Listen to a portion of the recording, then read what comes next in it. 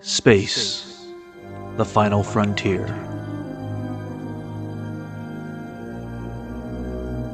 Join us for a bold conversation. Our prime directive: to recap our favorite Star Trek shows, both new and old. To engage in debate about all things Trek. Prepare to energize with phasers set to stun.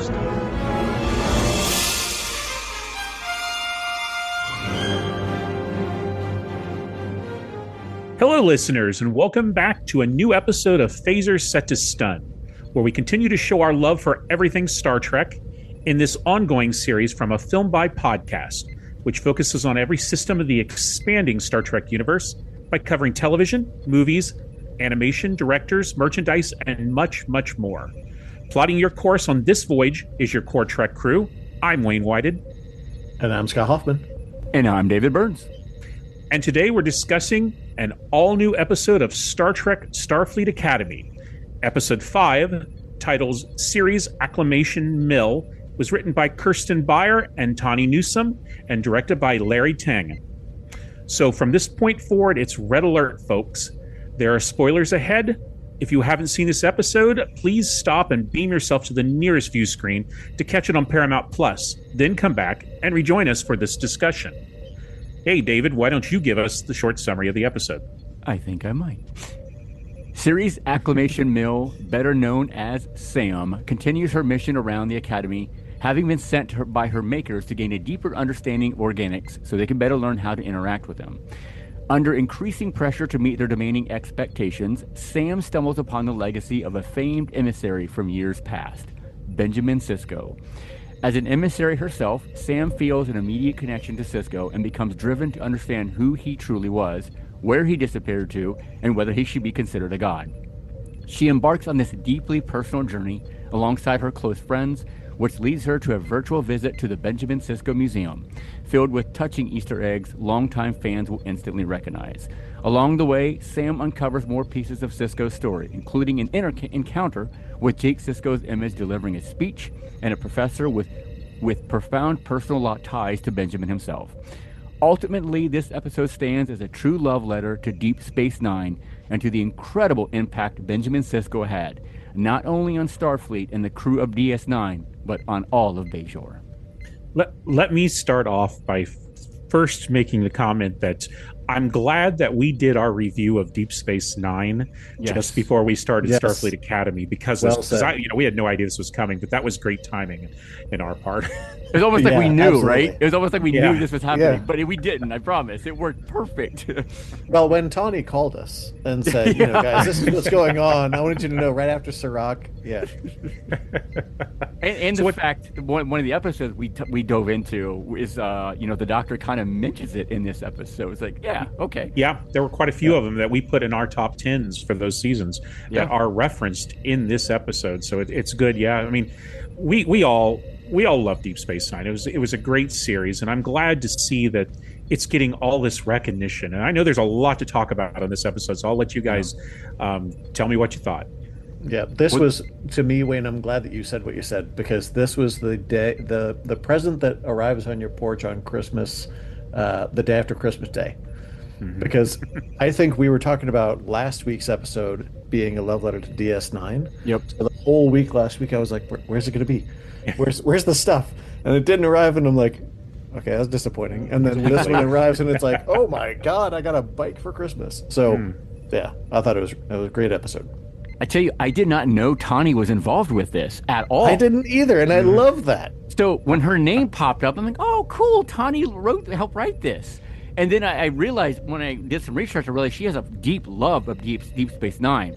Mm-hmm. And then as I was watching the episode, I was like, wait a minute. Is that Tawny? Holy crap, it is! Yeah, I was looking through the makeup. Like, I knew nothing about this episode whatsoever. Yeah, same here. No expectations. And then I could kind of see some glimmers of Tawny through the makeup, like mannerisms and her eyes and whatnot.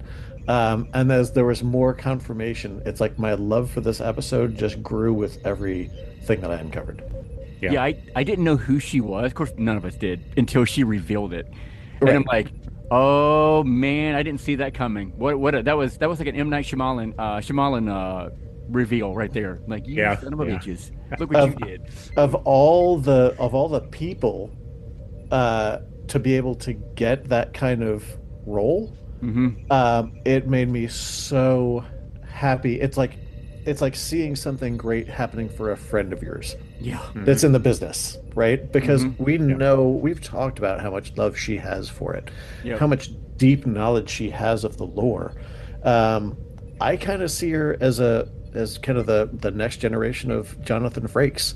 Oh yeah. Use one person as, there's clearly others that keep the franchise alive, but I feel like Frakes is and has done so much for it, and it Yeah. seems like Tawny is ready to grab the mantle. So for Yeah. a character like Dax, then to be her, and I saw in an interview that was kind of a surprise to her. Like, they had written the character and all this other kind of stuff, and they said, you know what, we think you should be this character, and it was like, oh, that's fantastic. But it's a character that represents both the past and the future of the franchise. So I love that that's Tawny. Yep. Yeah, and they had to put her in pretty heavy makeup too. I was actually course. rather impressed. She's a Cardassian. I mean, Yeah. and a Trill. But I love the reveal. But they had to, because I mean, we've seen her already, Oh yeah. both in animation and live action. I'm glad that not only did she write the episode, and I hope she writes more, because this was a really good episode. I'm not sure exactly how much she wrote and how much Kirsten Beyer wrote, who I'm familiar with her because she was one of the main writers on the Star Trek Con podcast series, which I listened to, and we haven't really reviewed that, but that was a fantastic series. But they both did a good job, and I hope she has more involvement in Starfleet Academy, and I actually hope her character returns. I'd love to see the character again. I agree. Another thing that I love that they're doing, because so last week we had the CBS Studios production was Klingon. This one is, she stretches it all out, a story about me, which I thought was fantastic. But I liked, and typically I don't like the breaking down of the fourth wall, but it worked in this. It really did for Sam. I loved everything, how involved she was, and we all knew this was going to be an episode about Sam. We all knew that was coming, but even though we knew that was coming, it still was quite the experience. Would you guys agree with that? Oh yeah, it was adorable and disarming. Like, when I first saw that being like written over the credit, I was like, all right, this sets the tone for what this episode is going to be. Yep. It's going to be fun. I had no idea what else would be happening within it, so it was just an extra, layer of goodness. I just never expected them to go into this depth of Deep Space Nine and the mythology that happened after the series. I really never expected this series to tackle that in such depth that they did, and the fact that they brought back Sir Lofton, I mean, that blew my mind. Really. Did we ever think we'd ever see any of those characters? No. No. I think we even mentioned that, like, the Deep Space Nine has not gotten a lot of love over the years, and we never understood why. The characters have never returned for anything, and it's always been kind of like an afterthought. Okay, whatever, we're not going to revisit that. So, I mean, this was well needed for Deep Space Nine. Yes, way overdue. Yeah. And I think it's a great testament to the fact that if you are new to this or still kind of on the fence about it, if you have a connection to DS9, if you've listened to what we've been talking about, this is a great way into this franchise, to the Starfleet Academy, but it's also an acknowledgement of how seriously they're taking this. Like, it's more lighthearted. There's, cursing in it that we don't usually see. So certain people might be like, well, I don't know if it's, the Trek for me. It's still got that core Trek heart to it. Especially when you start to discover the steps they took to get this right, to talk with Sirach Lofton and get his kind of permission, get his buy-in, and getting that kind of access to Avery Brooks. Yeah. Which I will say, the best scene of this entire episode was between Jake and Sam. It was when they were talking to one another, and Sam was crying. Yeah, that was the best scene of the entire episode. Absolutely. It broke my heart. I mean, Sam is this hologram, and you almost feel like she doesn't have emotions or anything like that, but yes, she does. And feeling that for her, what she went through, was just magical. Even and to go back to the elements of Harry Potter again, when she opens up the book and all the words start coming up into the air, and just was so well done. And even when she go back to play the theremin, and then the notes started coming alive, coming out of the theremin, it's just, those two scenes were just phenomenal to me. They really were. It was so different from anything that Star Trek has ever done, but I loved what they did. I loved how different it was. And, this wasn't just a, fanboy thing for Star Trek Deep Space Nine. The episode really did have meaning. I mean, we needed this episode for the character of Sam. She evolves, she advances so much in this episode that it's great how it's just how they wrote it is so well done for both the character and for the mythology of Deep Space Nine. I'm really impressed with them. Kudos to the writers. Absolutely. Yeah, I mean, the direction of this, like Dave, to your point, it's almost like it's a live action animated show. Like there's so many creative nuances here that we don't typically see, that you'd probably typically see in like an animated movie, that's just used so well. I love the fact that the makers, the way they connect with Sam, that she's reporting to them like Mork reporting to Orson.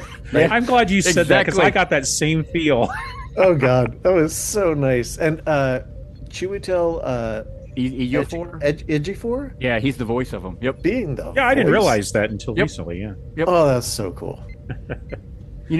We've talked about, and again, we're going to go back a little bit to people complaining about things, because you kind of touched a little bit on that, Scott. One thing you really need to consider when you're watching this series is we are looking through the eyes of these college kids. That is who we are experiencing this through. And the fact they were able to do that through the eyes of Sam. And we know the history of Deep Space Nine. We know the history of Sisko, Benjamin, and Jake, and all of that. So getting to experience all of that through Sam, that is what this whole series is about.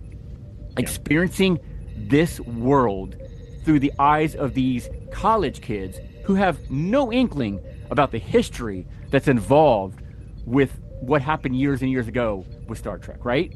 They don't know. So we're getting to experience all that through them. So I think that is an amazing way, an angle that they've taken to make this show so fresh, but still keeping it alive for people who have grown up with Star Trek. Yeah, I mean, because otherwise it would just be fan service. Right? If it was always kind of retreading it. That's one of the great benefits of being in the time period we're in. Everything is discovery. Everything is new, as in like a brand new thing to uncover. Even familiar species, we don't necessarily know what's happening with them. We get to kind of uncover it. So it definitely infuses a lot more mystery back into the franchise. And this episode is another example of how great it is that they're trying to make that as, I guess, accessible to a lot of audiences. Like there's this will appeal to an audience that maybe the previous episode didn't, or other series may have not. It gives a lot of ways in. It's a very important time for Star Trek, I think. Yeah, and that was really necessary, because there are a lot of fans, especially old-time fans, that are kind of rejecting this series because it looks so different. They're saying, "Oh, well, this isn't the prime Star Trek universe. This is some alternate universe." You kind of can't deny that it's not. This is the regular Star Trek universe. I mean, this episode has washed any doubts away. You just can't, and they shouldn't. The thing is a lot of these older fans are having trouble embracing the new Star Trek, not just Starfleet Academy, but Discovery, Picard, all those shows. It's sad because they're missing so much. They're missing all the joy, the magic, the wonder, all this new, that everything that's being brought to us through the new Star Trek, which we love, and we're old timers. We're old-time Star Trek fans, and we love it. Just embrace it. Yep, exactly. Well said, Wayne. Just embrace it, enjoy it, sit back. At least we're getting Star Trek. Right. Yeah. And good Star Trek. And good Star Trek, exactly. Great. I mean, this reminds me of a Strange New Worlds episode. I forget the name of it, and I'll probably mash a lot of this up, but the episode where they had to kind of convince that new species to join the Federation, and they eventually kind of flew their flag, Oh yeah. right? Yes. Yeah. Yep. Right? It feels like this is kind It of does. before that. This is Mhm. the makers trying to, what is it, cask is the world? Yeah. That's right. Um, Yeah. Trying to understand whether or not, or evaluate whether or not they want to be part of Starfleet. And yeah, with the older fans that, want to hold on to the Star Trek that they love, it's fine to hold to that, but Mhm. it's like your Star Trek then only lives in a finite place. It's in a bottle. Right. It's on Exactly. DVD, right? Yep. Yep. Right. Just knowing that there's a way for it to live on should make any Trek fan happy. Yep. Yeah. You know, another one of the things I love to see growing is the friendship between Kelrick and Nala. I love their relationship with each other. I do. Yeah. The whole dinner ceremony scene that they did, That where was they were hilarious. that Yeah. was hysterical. Absolutely Yeah. was. And how like Kelrick is just all like this, prim and proper. And and then when he blew up to Nala, which was like, dude, what a jerk you are. But Right. she just took that in stride, when she got him in the elevator and just basically confronted him about, but didn't like confront him like she was angry or anything like that. She just basically wanted to get to the bottom, like, dude, chill out, man. This Right. is what's going on, Yeah. But I love where they're going with those two characters because Nala is just laid back, relaxed chancellor, and then Kelrick is like this uptight chancellor for the War Academy. I love this the two angles that they got going here, and I think they're finally starting to see eye to eye a little bit, which I love that. It's cool. Yeah. And I like how that was written, kind of very traditional Star Trek with an A storyline and a B storyline. Mhm. But it was neat that the kids all had their own storyline, and the old time Starfleet people all had their own timeline, and they were both our own story, and they were all fantastic. They were all funny, great, well written.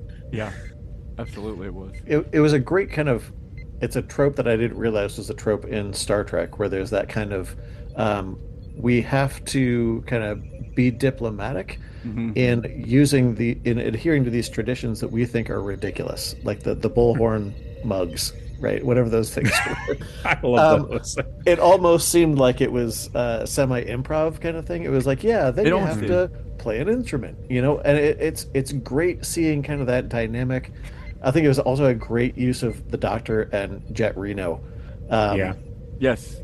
To kind of give their perspective on it and just play along and sometimes lean way into it. It was a great touch. When the Doctor picked it up to use it, she grabbed it and goes, no. Yeah. Right. Yeah. No, it's not happening. Too funny. Yeah. All right. Now that we've given our opinion on that episode, and it was a good one, let's take a look at the characters themselves. Which character do you think shines the most this week, Scott? To me, it's Sam. I might want to say Jake, because he absolutely does. I just want to take a second to thank Sirach Lofton for being a part of this. Yeah. Every single little, like, if we had just seen him in the museum, I would have been happy. But to see where he eventually went, I was overjoyed. Mm-hmm. I could say the same thing about Professor Dax. But Sam really comes into her own in this episode. She takes it from the beginning, takes it all the way to the end, takes us on this journey of like, this is going to be fun, to this is going to make you, it had me on the verge of tears with joy. And I just loved seeing that. Carice Brooks did an amazing job here. David? Yeah, no, I'm gonna agree. Carice Brooks is a standout in this for sure. As Sam, her childlike innocence and the mission given to her by her makers to understand organics are portrayed remarkable with warmth and sincerity. She moves through the campus with boundless energy, bringing every scene to life. Sam's insatiable curiosity and the deep attachment she forms with Sisko as a fellow emissary truly shines throughout the episode. The whole, we talked about the one scene with her and Jake when she opens up the book. It's so heartfelt right there. It really is. You can just see her internal struggle just laid out for all of us to see and witness with those tears that are falling from her eyes.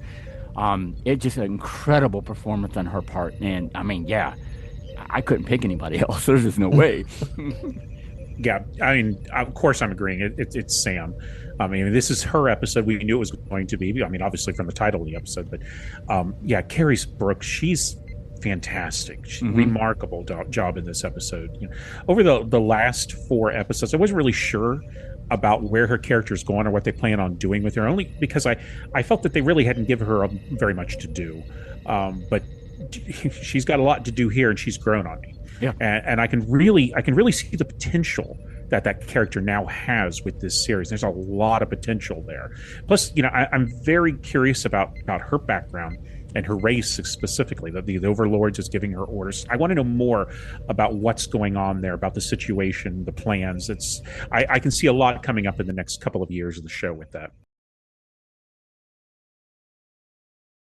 There's a couple lines that Jake provides that just truly hit home when he's talking to Sam, and they're talking about Benjamin, and he looks and says, all the things that you think he missed, he didn't. He was always there. He never really left us. And he says, I can't prove it, but I know it's true. That hit home.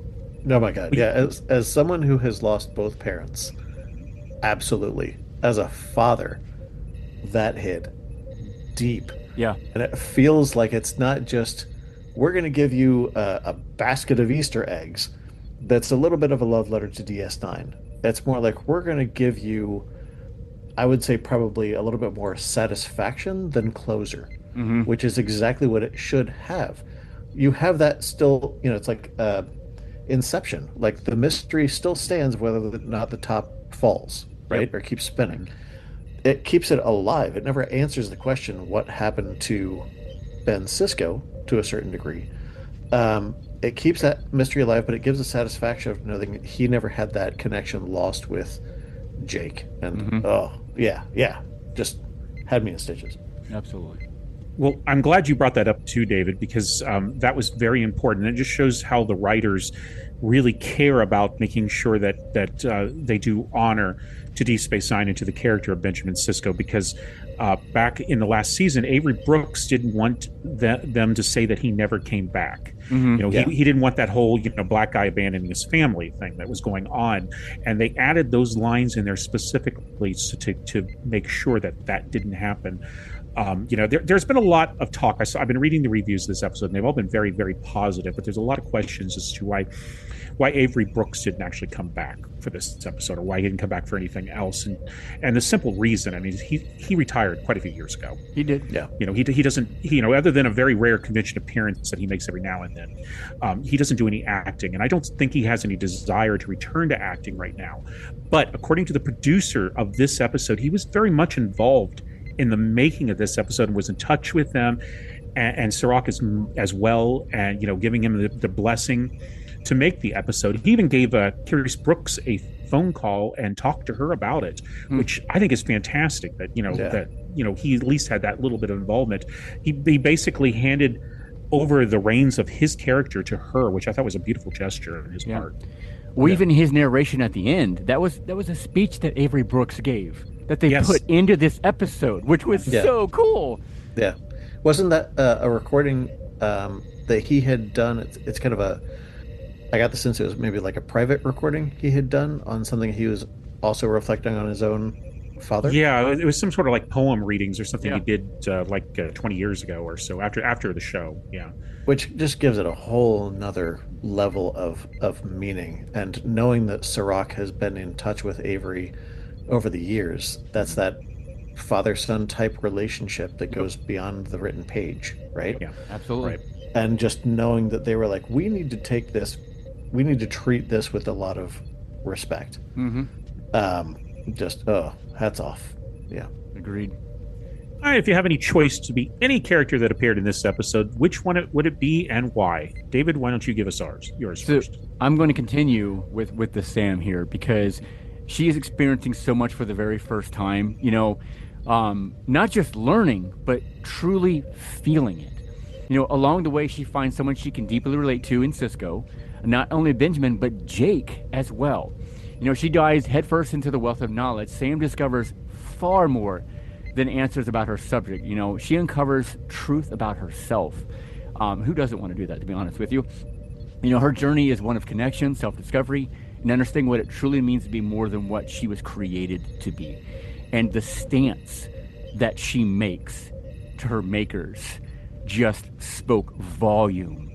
And, we've always wanted to make that stance to somebody who has been that overpowering, boss or whatever it is. Yep. We've always wanted to be in those shoes to give it back to them.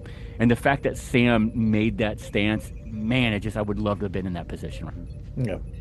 Well, I think it's fascinating that they created her character as the emissary kind of role, because it could have gone another couple of directions. It could have gone into the Odo Data type of idea of she's been sent by her species but doesn't understand a lot about it and is trying to find others like her.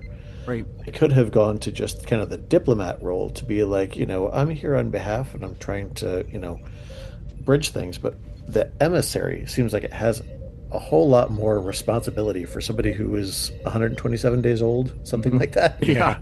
And the way that she handles that role is amazing. I think for my choice, who I would actually go with Professor Dax, because I would love to just know what she had kind of gone through, being, kind of secretive about it, or kind of like letting the mystery unravel in a very specific way, to kind of feel what that would mean to see, Jake connect with Sam, or knowing that kind of connection was made, and knowing that she's kind of bridging one generation to the next. I'd love to be on the fly on the wall.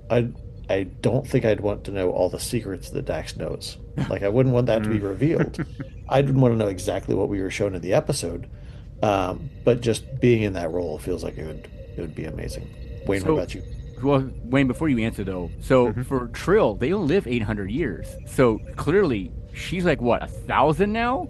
Like almost 1,200, I believe. 1,200. So it up, yeah. Clearly, the oldest Trill that ever lived, obviously. Yeah, because she was old when she was on Deep Space Nine, or at least she was at least a few hundred years old. Yeah. Yep. And considering how many close calls that symbiote has been through, to say the least. Yeah. Exactly. Yeah. Knowing that they've survived through that is fantastic. I mean, living through the burn, for God's sakes, like that, Right. everybody. But yeah, Absolutely.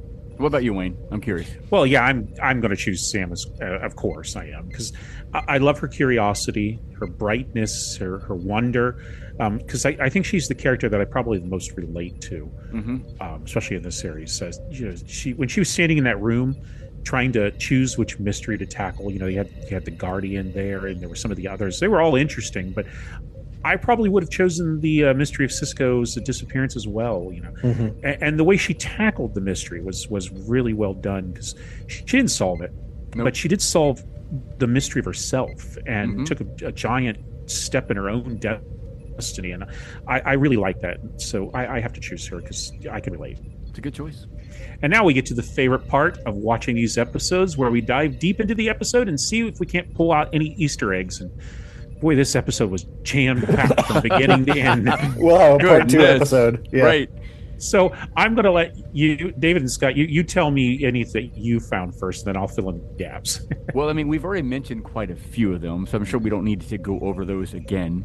Some of the things I caught when they were showing the city there was Quarks. Did you guys catch that? The neon sign. Oh, no, I didn't even see it. I did. Yeah. I thought that was pretty neat. It's pretty impressive that his franchise is still going on out that far into the future. Absolutely. I thought it was amazing. But obviously Jake's book, Anselm, that was kind of a nice touch, but we mentioned the book, that kind of stuff already. How about Caleb eating was it Jumanji stick? From Deep Space Nine? Oh, Jum-Jum, yeah. Jum-Jum? Yeah, I thought that was kind of cool. I was like, oh, look at that. But there's a lot more. Scott, I'll leave it to you if you have any, or then Wayne can clean it up, because there is just a ton in this episode. The absolute favorite that feels like it can be kind of left up to the audience to figure out, like, the history of it, what the meaning of it is, something that technically doesn't seem like it should exist, which is the typewriter. Oh, yeah. Now, it feels like that's, obviously a callback to the alternate, reality that Sisko had kind of lived in. But knowing that his son Jake is a writer, it feels like that could have a lot of different connection into the history. It could be one of Sisko's, ancestors' typewriters. It could be something that he passed down to Jake to continue his writing. I don't know if there's a specific solid answer. I don't know if I want to know what that is. I just love knowing that it has a special place in that museum, knowing all the different kind of meanings it could take. Wayne, what about you? Oh, well, okay. Let's start with the big one, of course. We have the return of two main characters from Star Trek Deep Space Nine. We got Sarek Lofton as Jay Sisko. This is his first appearance. In fact, it's the first live appearance of any character from Deep Space Nine to appear since 1999. And of course, the second's Dax. This time was played by Tawny Newsome. But I have to point out you have to comment that it is the first live appearance, because we've seen a lot of the characters appear on Star Trek Lower Decks. We had Kira, Bashir, Garrick, Quark, Rom, Lita, General Martok. They all appeared over their 5 seasons, but live action, here we go. Now, a few of those mysteries that I had mentioned that Sam had to choose from, other than the Sisko mystery, there was the origin of the Omega molecule, which we saw that in Star Trek Voyager. There was the psionic effects of the Great Barrier. That's, of course, from the original series episode Where No Man Has Gone Before. The Guardian of Forever. That's from City on the Edge of Forever. And then there was the Katras Stones. And, of course, that's from Star Trek III, The Search for Spock. Now, Jake tells Sam that the prophets told Sisko that if he married Cassidy, he would know nothing but sorrow. That's almost a direct quote from the Deep Space Nine episode Penumbra from season 7. I think we actually talked about that on our podcast for that one. Yep. Now, at the beginning of the episode, during Sam's monologue, she mentions her home world of Kask, but there were a few other worlds that were mentioned and seen on screen, which include Kazon Prime and Herigen Prime. Both of those are from Voyager. There was Ferengar from Deep Space Nine, and Denublia from Enterprise, although they spelt that one wrong. Well, nobody's perfect. But there was also, of course, Earth, Andor, Delta, Beta Z, Ryza, Bajor, and even a few others on there. There were a lot of Bajoran things in this episode. You've already mentioned one. But there was the when in the Bajor Club where they were touching each other's ears. Oh, that was great. Yeah, and then of course we got to see the orb again, which looks exactly like it did in Deep Space Nine, and it even went dark, which was kind of ominous and makes me wonder exactly what was going on there, or if it even is a real orb. Okay, then we go on. Like I said, there's quite a few of them, and I'm leaving a lot of them out. The Doctor mentions that he had never met Benjamin Sisko, but his creator, Louis Zimmerman, did. That happened in Dr. Bashir, I presume. Well, everything in that Sisko museum is an Easter egg. Just go look at it yourself. I'm not going to bring all those. Yeah, there's a lot. And you mentioned Jake Sisko's novel, Anselm. That is the same book that Jake talked about in the Deep Space Nine episode, The Visitor. We got... here's something. I don't know if you guys noticed this or not. During that audio clip of Avery Brooks talking at the end, did you notice that Sisko's face appears in the clouds? Yes. Oh, did you notice that? Okay, I noticed it, yeah. It seems to be on the internet. Seems to be about 50-50 in terms of people actually noticing that thing. Yep. And of course, the end credits. I don't know if you guys stayed and watched the end credits, but they didn't play the theme for Starfleet Academy. They just played the Deep Space Nine. it was the first season theme of Deep Space Nine. Yep. Oh, wow. I didn't catch that. And then finally, this isn't exactly an Easter egg, but this is something I do want to point out, because I feel like they've created the definitive history of what happened after What You Leave Behind, and the fact that Benjamin Sisko is never seen again. There have been various novels and comic books that have told the story of his return. Most specifically, the recent Star Trek Defiant comic series from IDW, which had Sisko return from the Prophets on a mission for them to stop some new evil spreading across the galaxy. But unlike the novels and the media for franchises like Star Wars and Doctor Who, Paramount's stance has always been, if you don't see it on screen, it didn't happen. Yep. They just remember that it's not part of the actual continuity. If you read these novels and comics, just enjoy them for what they are, and don't hurt your brain trying to squeeze them into the continuity of the universe. It's not worth it. Agreed. Well, I think That's kind of an interesting point that it's kind of connected to Cask and the Makers. The fact that there's at some point in the past, Cask and the Makers had been developed, I guess, by um, Solids. I'll just take that from the changelings. Yeah. Uh, that and what has happened with the rest of the characters from DS9 is now something that's kind of peppered in that could be explored in a series that happens before Starfleet Academy if they wanted to pursue that, like in Yep. Strange New Worlds or another kind of follow-up, right? And it feels like it also opens the door to say, like, now we can have continuation stories of DS9 that don't have to get into what happened to Cisco and where is he. We can focus on maybe some of the other characters and kind of bring them into Well- the universe without that being like an overarching kind of mystery. The idea's out there. Star Trek Legacy. Come on, Paramount, make the damn thing. We all Yes. want it. Please. Yeah. We've been All right, preaching on that anything- one for a while, and it's not Yes, we happened have. yet, and we'll keep It's not- preaching. Well, it's not happened, but if it's going to happen, it will probably be announced this year because with Strange New Worlds wrapping up, and we see its definitive end coming up. They're going to replace that with another series, obviously. Yep. The question is what? We're all screaming for Legacy. We're hoping that that's the series they replace it with. We know, I'm certain that that's what they're waiting for. Is they're waiting for one series to end before they start the others. So if it is going to be announced, it'll be this year. If it doesn't get announced, I doubt if we'll ever see it. Unfortunately. All right. Anything else you guys would like to add? This fantastic episode. I know we talked about a lot of it. Yeah, wonderful episode. Yeah. Halfway through, aren't we? Yes, we are. It goes so fast, doesn't it? It does. These Yep. 10 episode Yeah. seasons. Jeez. Well, then I guess that's it for this week's episode of Phaser Set to Stuns. Look at the new series Star Trek Starfleet Academy. We'd like to open a channel to our listeners and hear just what you thought about the most recent episode and the season in general. Who knows, you might even be mentioned by us. Of course, you can email us at afilmbypodcast@gmail.com.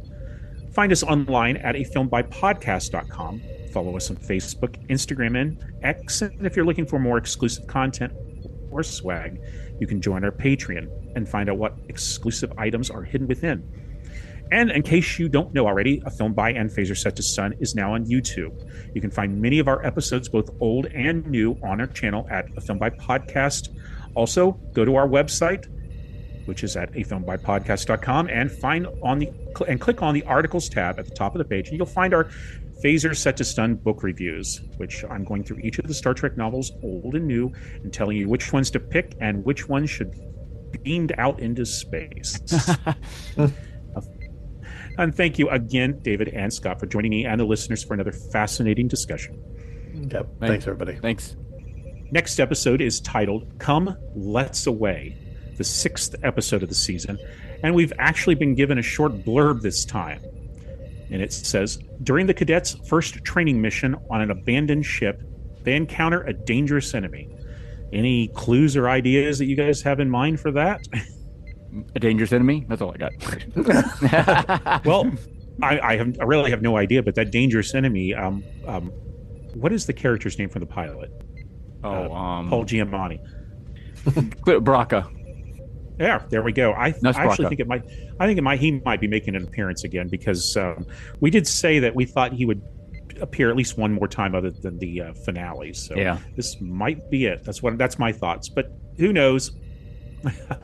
As always, we look forward to returning to the 32nd century and the classrooms of Starfleet Academy, and you'll find us here each week reviewing all the new episodes as they premiere. Until next episode, hailing frequencies closed.